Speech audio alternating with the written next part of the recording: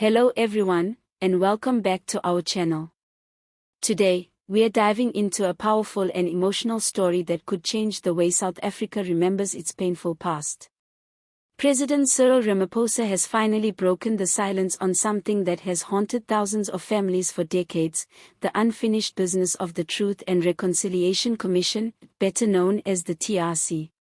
Now, if you're new here, make sure to like this video, subscribe to the channel, and drop a comment below with your thoughts. This issue touches the very core of our democracy and national healing, so let's get into it.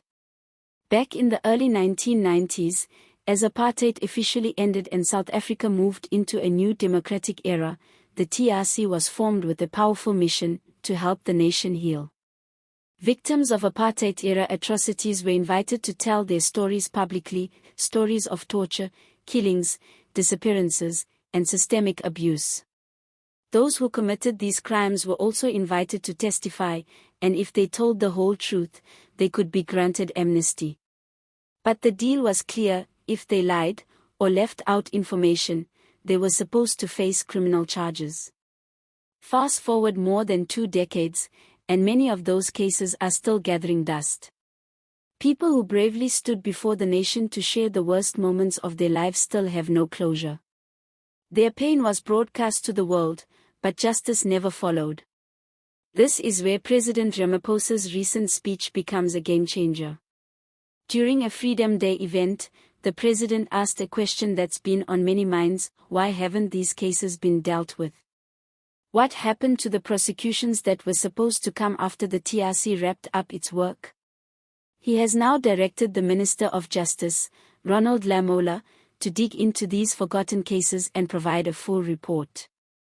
This is not just political posturing, there is real pressure mounting from civil society. Groups like the Foundation for Human Rights and other legal organizations have long accused former ANC-led administrations of deliberately blocking these prosecutions. Why? To protect certain high-ranking individuals who were either involved or complicit in apartheid-era crimes.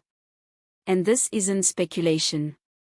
Multiple reports and leaked documents have pointed to interference by political actors who wanted to bury the past, literally.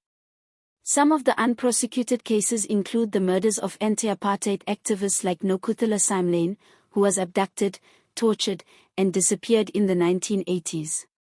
Her family has fought for years to get the case reopened. Others include well-documented events such as the Cradock 4 and the killing of student activists by police. These are not minor allegations.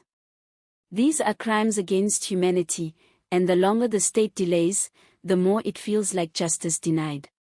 And here's the hard truth: time is running out. Many perpetrators and witnesses are aging. Some have died. Documents are lost. Memories are fading.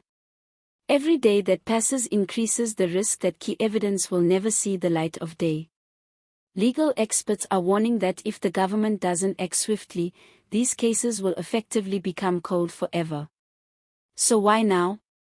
Some political analysts say Ramaphosa's move is an attempt to restore public trust. The ANC has faced intense criticism over the years for failing to follow through on TRC recommendations. With elections looming and public anger rising over corruption, service delivery failures, and state capture, this could be Ramaphosa's attempt to regain the moral high ground. But the stakes are more than political. For the families of victims, this is deeply personal. Many feel that the TRC process exploited their trauma without delivering real justice.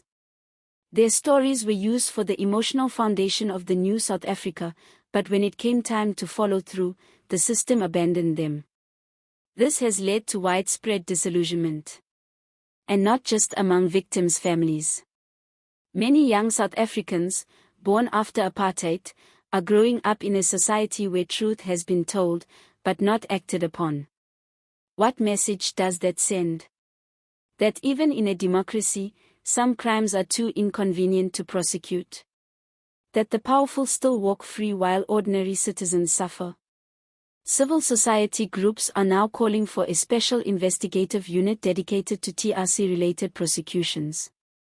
They want independent oversight, so these cases aren't swept under the rug again. There are also calls for public transparency, making the findings of this new review accessible to all South Africans. This is a pivotal moment. If the government follows through, it could reignite a national conversation about justice, accountability, and reconciliation. If it fails, it will cement a legacy of betrayal and unfinished healing. So where do we go from here? President Ramaphosa has promised answers. Minister Lamola now has the task of reopening some of South Africa's darkest chapters. But as citizens, we must keep the pressure on. We must demand that these cases don't just return to the headlines for a week and then disappear again. Justice delayed is justice denied. And if South Africa truly wants to call itself a beacon of democracy and human rights, then it must confront the ghosts of its past, fully, fearlessly, and finally. Thanks for watching. If you found this video informative, please give it a thumbs up, subscribe for more political commentary, and let us know in the comments, do you think justice will finally be served, or is this too little, too late? See you next time.